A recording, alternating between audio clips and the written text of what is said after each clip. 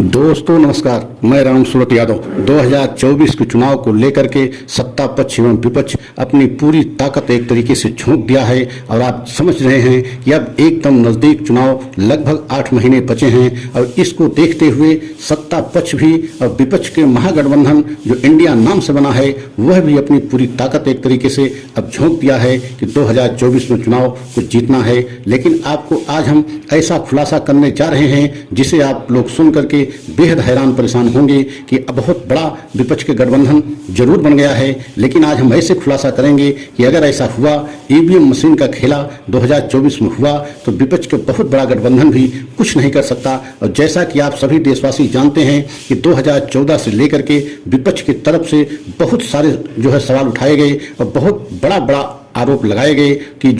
सत्ता पक्ष मोदी सरकार एक तरीके से ईवीएम को हैक करा करके चुनाव आयोग को अपने कब्जे में करके चुनाव जीतती आ रही है। तो आज हम इसी पर बहुत बड़ा खुलासा करेंगे कि अगर इसमें सच्चाई है और ऐसा है कि 2014 से लेकर के अभी तक मतलब 2023 तक बहुत सारे चुनाव को बीजेपी और खासकर मोदी सरकार अगर ईवीएम के सहारे या ईवीएम के बल पर चुनाव जीतती रही तो अब एकदम तस्वीर साफ हो गई है कि 2024 का चुनाव भी ईवीएम मशीन से होना तय है, क्योंकि अब समय बिल्कुल बचा नहीं है और इतने कम समय में ईवीएम मशीन को अब हटाया नहीं जा सकता, क्योंकि चुनाव आयोग पहले ही इसके लिए कह दिया है कि ईवीएम मशीन को हटाने के लिए काफी लंबा समय चाहिए। अब समय नहीं रहा। और आपने यह भी देखा है कि विपक्ष के महागठबंधन जो इंडिया नाम से बना है, ये सही चीज है कि विपक्ष की महागठबंधन एक बहुत ताकतवर महागठबंधन बना है और देश की सभी राज्यों की बड़ी बड़ी पार्टियां इस विपक्ष के महागठबंधन में शामिल भी हैं। लेकिन आप कल्पना कीजिए कि अगर विपक्ष के ही आरोपों में ये सच्चाई है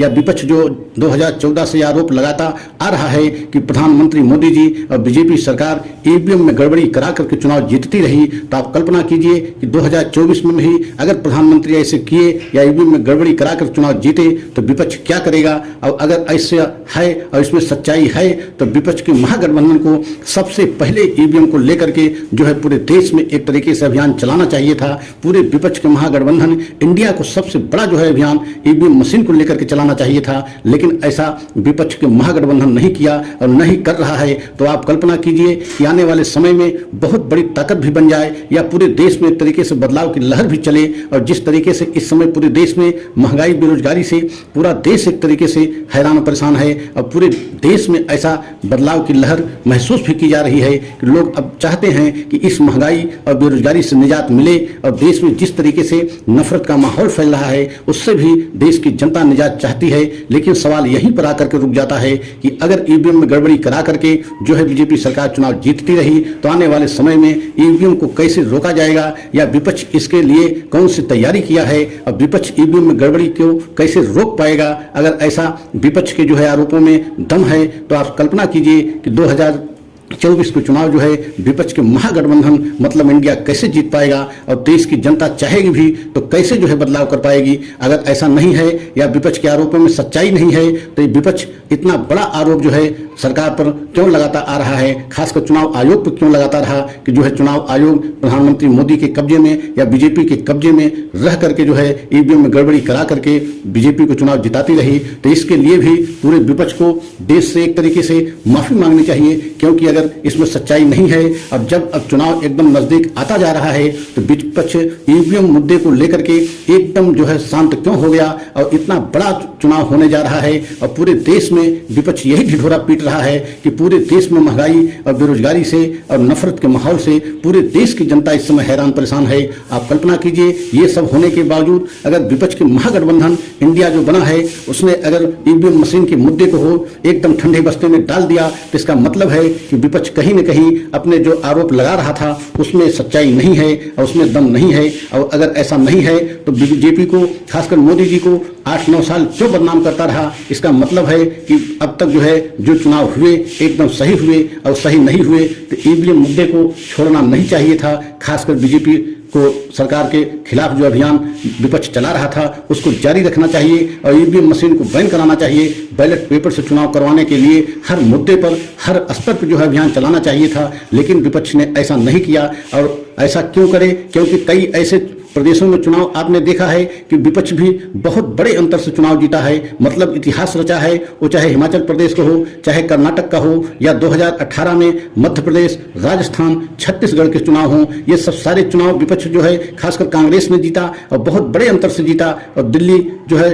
अरविंद केजरीवाल तीन बार जो है दिल्ली में अपनी जो है सरकार बनाई और बहुत बड़े अंतर से जीता, मतलब इतिहास रच दिया। तो आप कल्पना कीजिए कि क्या ईवीएम मशीन तब सही थी या गड़बड़ नहीं थी। तो इस तरीके के बहुत सारे सवाल उठते हैं कि विपक्ष के द्वारा बहुत सारे जो सवाल ईवीएम को लेकर के उठाए गए, वह एक तरीके से क्या जनता को भ्रमित करने के लिए उठाए गए या बीजेपी के खिलाफ या बीजेपी के जो है सबसे सर्वमान्य नेता प्रधानमंत्री मोदी जी की छवि खराब करने के लिए उठाए गए। ये सब सारे सवाल जो है अब जनता को सोचना चाहिए, समझना चाहिए कि विपक्ष जो है इतना बड़ा आरोप बीजेपी सरकार पे क्यों लगाती रही। अगर इसमें सच्चाई थी तो विपक्ष को जो है पूरे देश स्तर पे, राष्ट्रीय स्तर पर जो है ईवीएम मशीन को पूरे विपक्ष के साथ और सभी पार्टियों के साथ जो है एक मंच पे जो है आकर के ईवीएम मशीन के खिलाफ जो है अभियान चलाना चाहिए था और चुनाव आयोग में जाना चाहिए था। चुनाव आयोग अगर बैन करने से मना करता तो सुप्रीम कोर्ट का भी दरवाजा खटखटाना चाहिए था, लेकिन ऐसा विपक्ष नहीं किया। अब इसी वजह से ये सारे सवाल पैदा हो रहे हैं कि अगर जो है इसमें सच्चाई नहीं थी तो विपक्ष जो है इसको एकदम ठंडे बस्ते में इस मुद्दे को क्यों डाला, और अगर सच्चाई है तो इंडिया महागठबंधन कितना भी ताकतवर हो जाए उसको जीत पाना संभव नहीं है। क्योंकि सवाल यही उठ रहा है कि पूरे देश में जिस तरीके से पूरे देश की जनता में यह जो है बात एक तरीके से पहुंच चुकी है, जन जन पहुंच गई थी कि जो है ईवीएम में गड़बड़ी करा करके बीजेपी सरकार चुनाव जीत रही है। और यह बात पूरे देश की जनता में जन जन पहुंचाने का काम जो है विपक्ष की पार्टियां किया, विपक्ष के नेता किए। लेकिन अब जब चुनाव नजदीक 2024 का लोकसभा चुनाव नजदीक आता जा रहा है तो विपक्ष की महागठबंधन की सभी पार्टियां जो है इस मुद्दे पर एकदम शांत क्यों हो गई हैं? क्या इसके पीछे कोई एक बहुत बड़ी साजिश और कर जो है समझ में आ रही है? क्योंकि अगर इसमें सच्चाई थी तो विपक्ष इस मुद्दे को एकदम ठंडे बस्ते में क्यों डाल दिया? पूरे विपक्ष को चाहिए था कि इस पर अभियान चलाना चाहिए, चुनाव आयोग के पास जाकर के अपनी बात कहनी चाहिए, धरना प्रदर्शन करना चाहिए था। वहां भी अगर बात न बनती तो सुप्रीम कोर्ट का दरवाजा खटखटाना चाहिए था, लेकिन विपक्ष ऐसा नहीं किया। इसका मतलब है कहीं न कहीं जो है मोदी सरकार को बदनाम करने के लिए और एक साजिश के तहत जो है विपक्ष ने ऐसा काम किया। और अब जब चुनाव नजदीक आता जा रहा है तो ईवीएम जैसे मामले को, ईवीएम जैसे मुद्दे को एकदम ठंडे बस्ते में विपक्ष क्यों डाल दिया? और यही सवाल अब पूरे देश की जनता में जो है एक तरीके से सोचने पर पूरे देश की जनता मजबूर हो रही है कि इस तरीके के आरोप जो है विपक्ष के द्वारा लगाया जाता रहा, लेकिन जब चुनाव नजदीक आ रहा है तो ऐसा क्यों नहीं हो रहा है? इसके पीछे क्या विपक्ष की कोई बहुत बड़ी साजिश थी? तो अगर ऐसा था तो हमारा वीडियो आप लोगों को अच्छा लगा हो तो लाइक सब्सक्राइब करते हुए कमेंट के द्वारा यह राय अवश्य बताएं कि विपक्ष ने इस मुद्दे को क्यों छोड़ा। इसका मतलब विपक्ष की बातों में सच्चाई नहीं थी, आरोप जो लगाए गए थे निराधार थे। अगला हम वीडियो पुनः आप लोगों को समक्ष लेकर के आएंगे। तब तक के लिए सभी देशवासियों से यह कहते हुए कि अगले वीडियो की प्रतीक्षा करें, अगला वीडियो लेकर के आएंगे। जय हिंद।